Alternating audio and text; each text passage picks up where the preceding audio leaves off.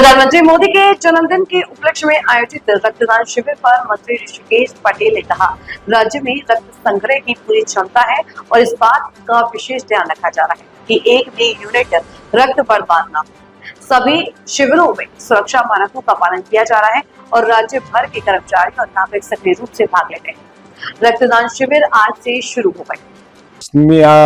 વર્ષગાંઠ છે એમની, એટલે 75મી જન્મદિવસે 75,000 જેટલી ઓછામાં ઓછી બોટલો આજના દિવસે એકત્ર કરવું અને લગભગ 330 જગ્યાએ કર્મચારી મહામંડળ દ્વારા આ મુહિમ હાથમાં ધરવામાં આવી છે અને બ્લડ ડોનેશન એ કેટલાયની જિંદગી બચાવવા માટે નિમિત્ત બનવાની છે।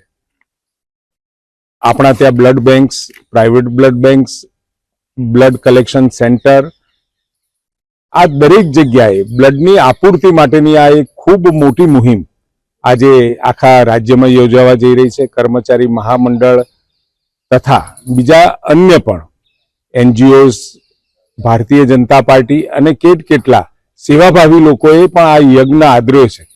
ત્યારે હું વિશ્વાસ મને છે કે આખા ગુજરાત રાજ્યની અંદર ભૂતકાળમાં ક્યારેય બ્લડ એકત્ર ન થયું હોય એટલું બ્લડ આજના દિવસે એકત્ર થશે। આ વર્ષગાંઠ છે એમની, એટલે 75મી જન્મદિવસે 75,000 જેટલી ઓછામાં ઓછી બોટલો આજના દિવસે એકત્ર કરવું અને લગભગ 330 જગ્યાએ કર્મચારી મહામંડળ દ્વારા આ મુહિમ હાથમાં ધરવામાં આવી છે અને બ્લડ ડોનેશન એ કેટલાયની જિંદગી બચાવવા માટે નિમિત્ત બનવાની છે। આપણા ત્યાં બ્લડ બેંક્સ, પ્રાઇવેટ બ્લડ